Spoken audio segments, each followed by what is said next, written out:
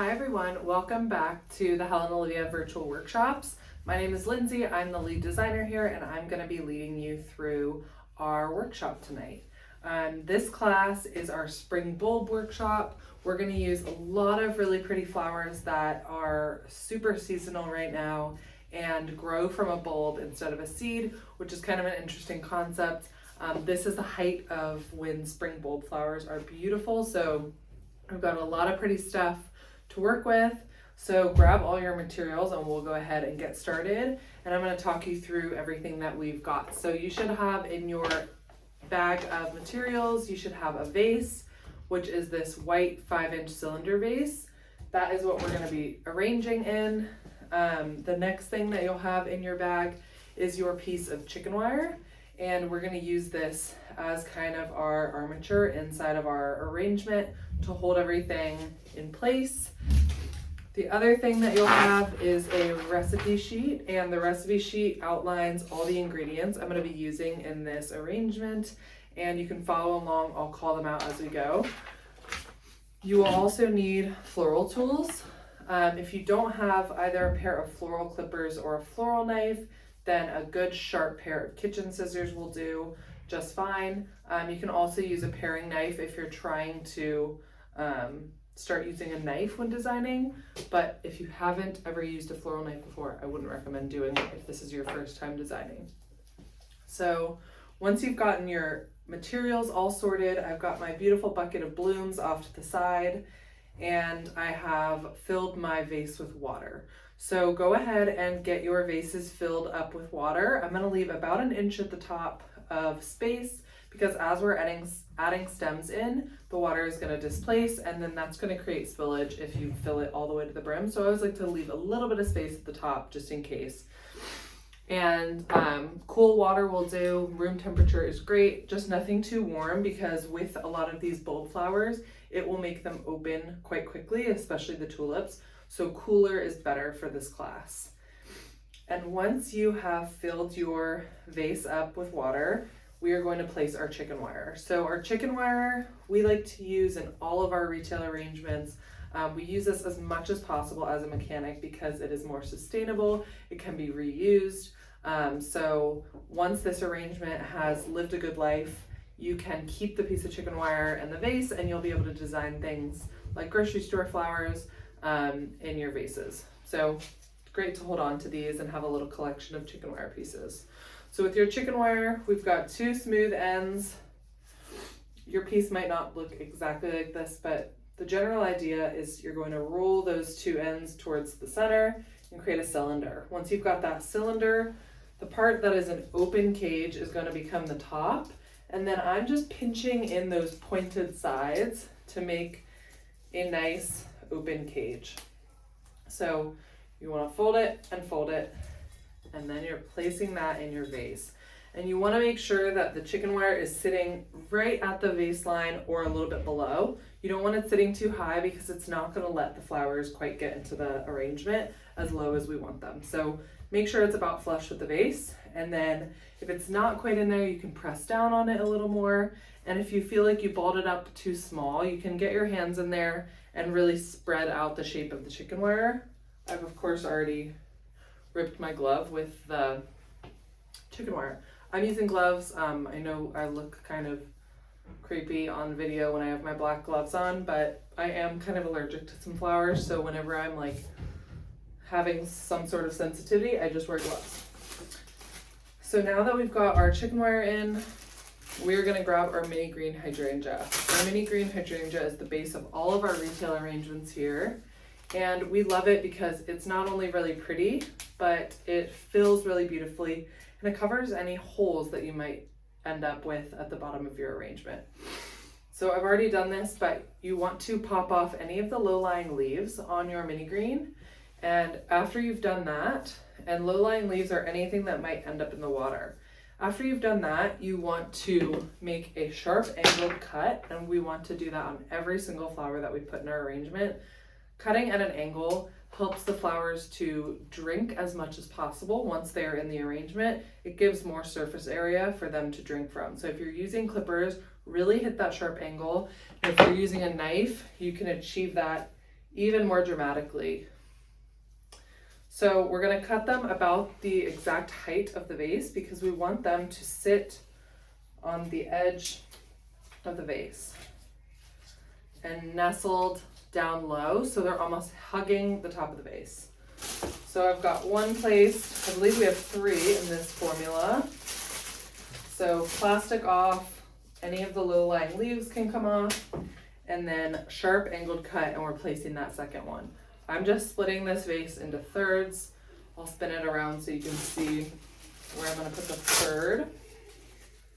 And this is just gonna kind of give us a guideline for the size and the shape of the arrangement. And mini green has a natural curve to it. See how it curves downward? So you want to let it do its thing and let the curved part rest on the vase like this. If I were to flip it like this and stick it in that way, you're going to end up with a gap because you're fighting the curve of the mini green. So make sure it is nestled against the vase and it's curving the way that it naturally wants to. So don't fight it and try to flip it around. That is our mini green. The next thing we're going to do is add our greenery. So our greenery that we're using is, I think we've just got the little leaf pit. Yeah, so on your formula sheet it says little leaf bunch, but it's little leaf pittosporum is what it's called, also known as little leaf pit. This is what we're going to be using to green up the vase. I'm going to strip off on any of these stems all of the leaves that might end up in water. And since we're doing kind of a pretty springy style, I'm going to let the greenery hang a little bit more than I might normally because I want it to feel quite gardeny and springy. So I'm going to let some of them drape a little more. And this is when we're really going to iron out the shape of the arrangement. So trimming off any of the leaves that will be in the vase. It's really important to extend the vase life of your arrangement that you remove all of those lower leaves. So taking all of those off, you can easily strip them with your hands, and then we're placing it around in between the mini green. So I'm taking the third piece and I'm placing it here. So I always like to start with one piece in between those two, one piece in between these two, and one piece in between these two, and then go from there.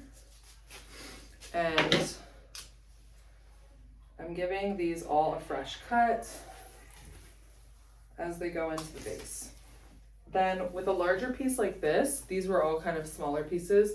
The larger piece like this, I'm going to split it up into a few pieces. So anywhere there's an offshoot that is quite long, I'm going to cut it. And then we're going to try to make as many pieces out of that one piece as we can. So for example, I'm going to use this little guy and nestle that in there. And then I'm going to use all these pieces that I've cut. So stripping those leaves and spraying this greenery all around and really kind of trying to achieve the shape that we want.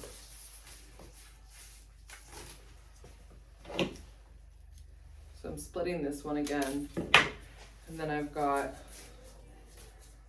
this piece which I have stripped all of the bottom leaves off of. Then I've got one more piece from that, and really just trying to cover everywhere with this little leaf pit. And don't be afraid to kind of have it drape a little. It'll look pretty with all the stuff that we've got going.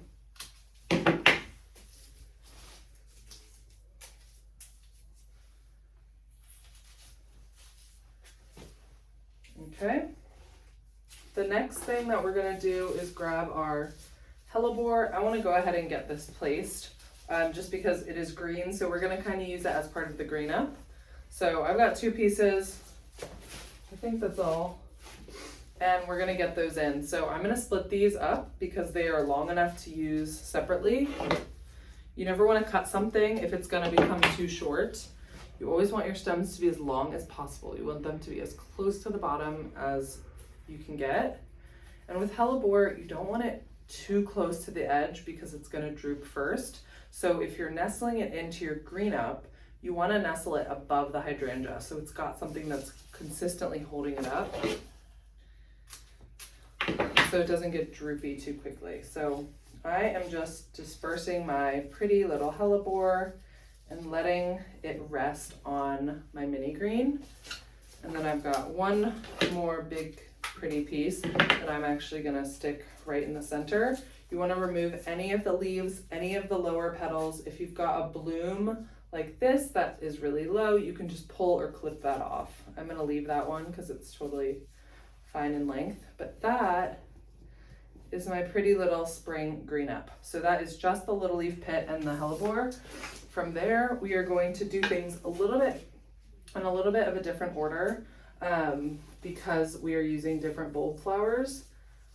When I'm using hyacinth, I like to put it in first before my roses and other things because the stems are really meaty and they split really easily. It's extremely hard to get a fat stem like this into an arrangement later. So I'm going to place it now while I can see exactly where it's going to go. So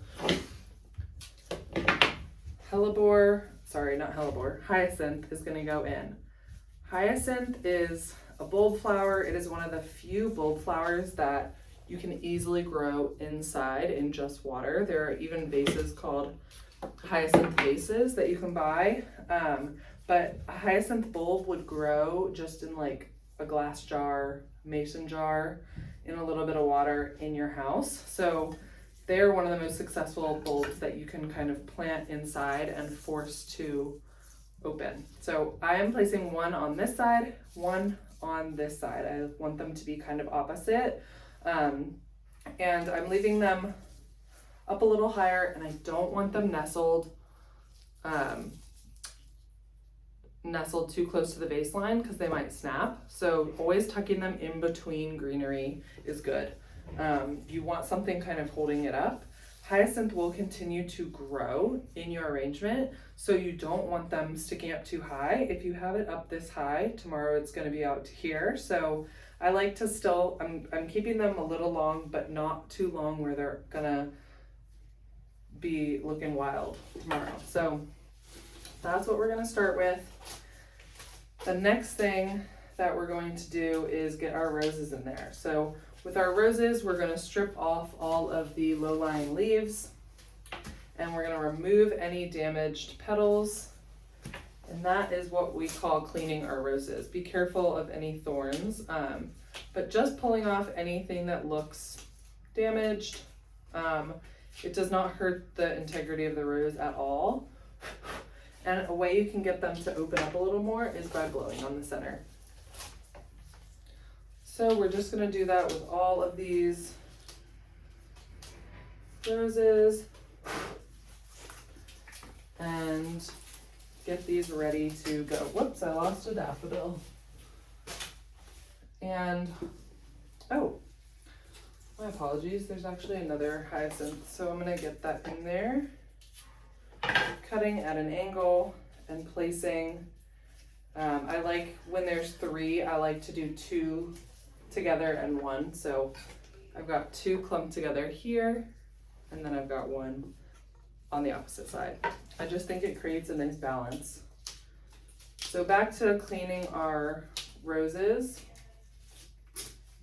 Just removing any of the leaves and petals, damaged petals. Once those are clean, we're gonna place these guys. And the important thing about this style arrangement with these kind of flowers is that we leave gaps, because if we get everything too tight, we're never gonna get these things into the chicken wire. So we are going to, we're gonna blow this out in shape and make it a little gardeny. So I'm gonna reflex a couple of the roses to add to that kind of spring, just in bloom look. So with reflexing petals, you simply, and be very gentle because white petals tend to bruise a lot more easily than any other color. So you're gently going to pull back on the petal at the top, and then you're going to press forward with your thumb and flip the petals. So this is what we call reflexing. You can call it flipping. It's a really, really fun way to manipulate your rose and give it just a completely different look in an arrangement. It's really, really fun for garden style things. So now that I've reflexed the one rose, I am going to spray it out to the side.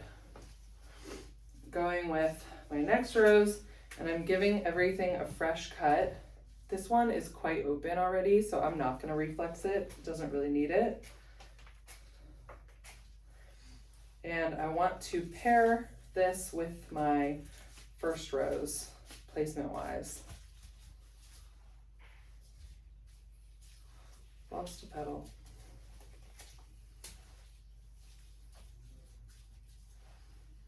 Okay.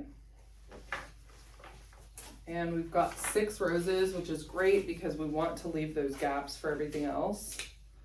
So I've got 2 here. I'm gonna do 2 over here. Sharp angled cut on every single rose that we're placing, and leaving those stems longer at first, and then if you need to cut them down, you can. This one I think I want to reflex as well. So I'm gonna flip, flip, flip the petals.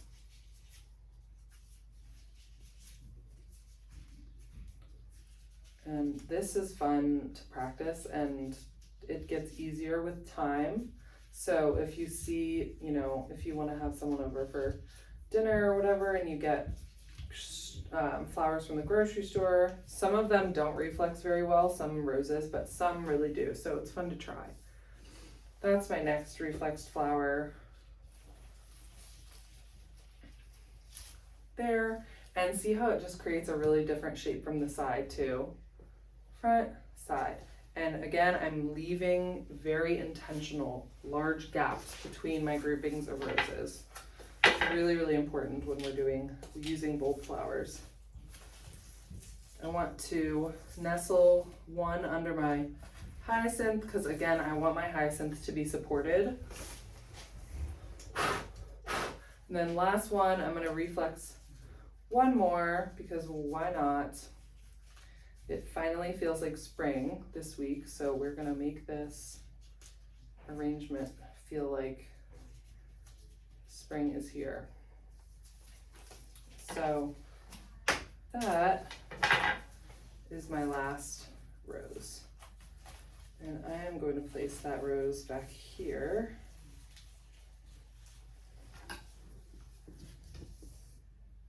That. And these actually look a little too even to me, so I want to adjust this guy. I don't want this to be symmetrical. I want this to look natural and gardeny. So see how I've got these large gaps between my roses? Normally with our retail style, when it's not a bunch of bulb flowers, I would have this nestled a lot tighter, but just bear with me. We're gonna get these bulb flowers in and you're gonna see why we left gaps. So first off, we're gonna get our tulips in. Our tulips have the next largest stem. They're similar to daffodils in stem width, but they are a little bigger, so that's why we're picking them next. And tulips are so fun. They come in so many different varieties. These are, oh, it says libretto tulip on your recipe sheet, and libretto is just this kind of striped kind, also known as a parrot tulip. So we are going to spread our tulips around. I think, okay, we have 5, so we're gonna do probably a grouping of 3 and a grouping of 2 somewhere. So we're gonna take these and make sharp angled cuts. Tulips are a bulb flower. They are really, really well known in Amsterdam. I was actually just in Amsterdam last week It wasn't quite peak tulip time, unfortunately, but they actually are not native to Amsterdam. So even though they are super, the Netherlands, even though they're super popular and known for being from Holland or the Netherlands, it's not actually the ideal environment to grow a bulb flower, because bulb flowers don't like any wet or moist, humid climate. So a drier heat is better. So I'm first off placing those two there, and with these I'm also going to reflex some of them, because why not? So let's take one and start to reflex that. And when reflexing tulips, you're just doing the same thing as you would with a rose petal, and taking the outermost petal, gently pulling it down, and then flipping with your thumb. And tulips and other bulb flowers are really unique because they actually need the cold period to thrive. They need a dormant period, which is why you see all these bulb flowers blooming up in everyone's yards right now, because they really are like the first sign of spring. They need about 12 weeks of cold to really get them ready for bloom. So we are putting our reflexed one in our little grouping of 3 over here, and then I've got a big hole right here, so I'm going to do a grouping of the last 2 there. Some of these have tons and tons of petals, so they aren't really ideal for reflexing when they're like that, but you can fluff them out if you want to open them up a bit. And when they're like this, they're called doubles. That just means they have double layer of petals. And I put my knife down there, this sharp angle. Another thing about tulips and hyacinth, a lot of bulb flowers are phototropic, which means that they continue to grow even after they're cut. So when you have tulips in your vase at home and you're seeing that they're like starting to droop, looking a little longer, that's why. And then I'm going to take this next one, and I'm just going to kind of reflex the outside of this. I'm not going to reflex all 50 petals, but that, it just looks like still art. Look at that. So I've got one reflexed there, and I'm going to pair it with my one in the front. So these are going to continue to grow a bit. So if you want to tuck them because you're afraid it's going to look a little wonky tomorrow, then go ahead and tuck them in a little bit more. Roses and things like that will not continue to grow. Now that we've gotten our tulips in, we are going to place our daffodils. Daffodils are a really, really interesting bulb flower as well. They need that dormant period in cold weather in order to bloom. A bulb flower almost looks like an onion, and they all differ in size. The bulbs you can get them at local nurseries, things like that. And they just are really, really interesting. So definitely look into them if you're considering trying to plant them for the first time, because you plant them in the fall, they are dormant through the winter, and then they bloom in the spring. With these daffodils, you're not really meant to manipulate the petals, but I am going to open them up just a tiny bit, just the outer petals, just so it looks a little more happy and in bloom. Daffodils have a very, very sticky sap, and the sticky sap can cause other flowers in your arrangement to die. So with daffodils, you never want to place them directly into a mixed arrangement without soaking them separately first. So with our daffodils, we like to soak them for at least 12 hours. So overnight, we give them a cut, place them in a bucket, just daffodils, and then let those soak, because it will stop that sticky sap from coming out, and that will help them survive in a mixed arrangement. So I'm placing my first daffodils, which are the white daffodils. The white outer petals and the inside is yellow. That's your white daffodil. You want to give these an angled cut, and then I'm placing these two together, and they're a fun bell shape, so I'm gonna let that stick out a little bit like that. And then I've got one more of the yellow, and I've got a big gap over here, so I'm gonna place this here. And the gaps that we left between our roses were intentional, so you can easily see a place for them to go. And place them in really gently. If you feel any resistance from the chicken wire, take it out and move it a little bit, because the chicken wire can slice through bold flower stems a lot more easily.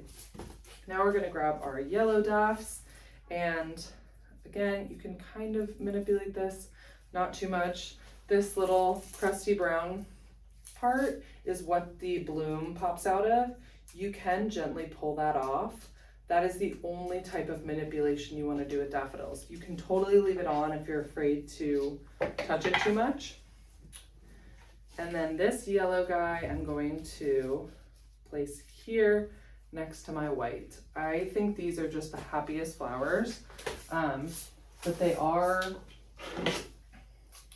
really, really finicky and do have that really interesting sap. So yeah, they're very interesting flowers, but I love them. And you see a lot of people plant them around here because squirrels won't eat them. So squirrels will not eat your daffodils. And I just want this to look like a fresh from the garden arrangement. So I really want everything to be kind of blooming out from the center. So I'm placing everything in as I go at an angle, at least slightly. And again, if you feel that hitting chicken wire, just remove and reinsert, because see how that can shred it really easily? And it gets like that. When that happens, give that a cut and then try to reinsert in a different spot. That is probably better suited. There, look how fun that is. And these sad little guys, which will absolutely open up as this is sitting out. Bulb flowers keep blooming and opening in warmth, so you can kind of force some of them open a little more easily than some other flowers. These are your peach daffodils. They look like little buds, but they are peach. We are just gonna add these as little accents, and then hopefully they will bloom out and be really pretty. But it's nice to see the daffodils in different stages. So this is quite a young bloom, and hopefully it will bloom out beautifully.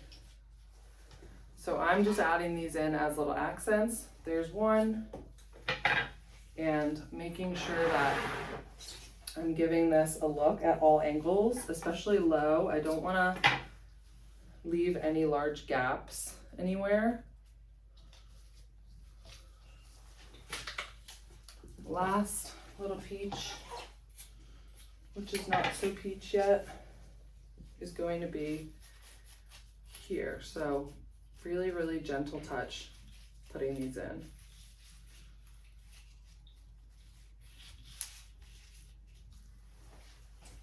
There.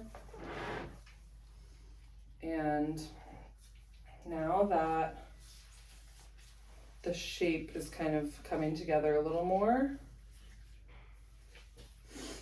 we are going to add our iris. So we have our lavender iris, which is this. Oh, I do have one that's open. This is one that's more open. You can open them even more. Remove any of these leaves at the bottom. And a way to kind of force iris to open is to flick at the base of where the flowers are. So, and once you do that, See how much more that's opened? It still will open a bit more, but I want to naturally do that in the arrangement. So I'm gonna place this one in. These have thinner stems, that's why I'm using them next. They're easier to get into the arrangement. So placing my first one over here. There, such a pretty color combination. And then I've got two more. And again, these will open naturally, but you can kind of give them a nudge by flicking them. Just don't do it too hard because you'll knock the whole head of the flower off.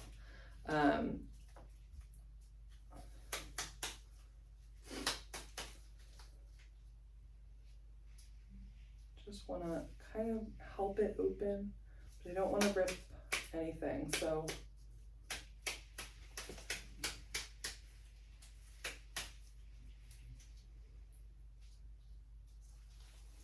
just gonna help it a little bit, and then I'm gonna let this arrangement run its course and open it on its own. So my next iris, actually it's a little long, but make sure your stem lengths are all varied as you're going.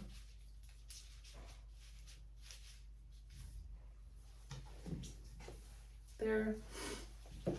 And then my last one, which see if this guy will open, and if not,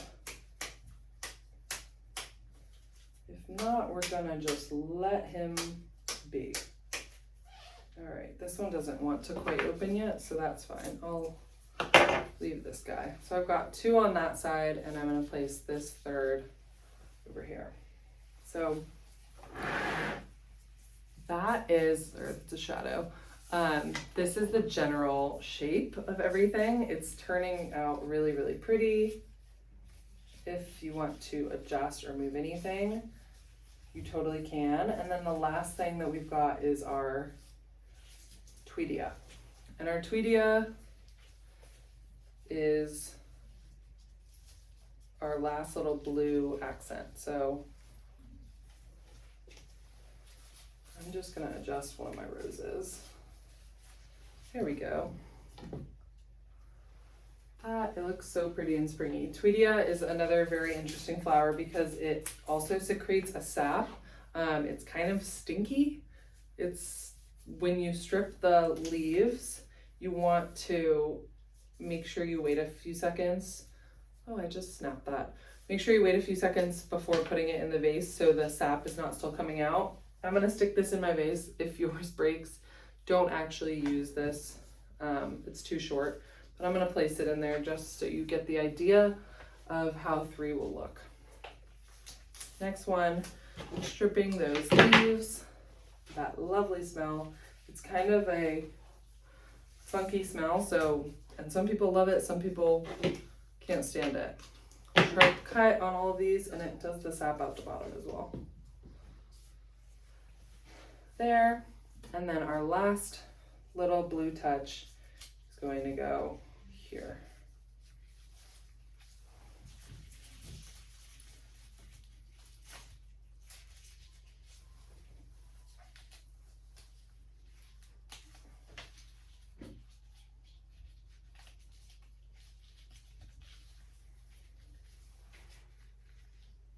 Just adjusting.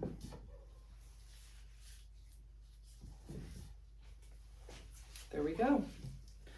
So that is the final look. It's super pretty, springy, and looks like how it should start to feel outside, which is warmer. Moving that rose a little lower.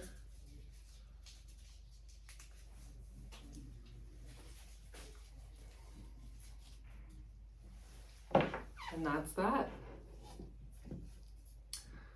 Hope you enjoyed this class. Thank you so much always for joining us or tuning in if you're watching this on our YouTube. And we have lots of other upcoming classes. So make sure you check out our website to see all of our options, and make sure you're caring for your arrangement. You want to be adding fresh water every day. Cool water is great for these types of bulb flowers, but room temperature is fine as well.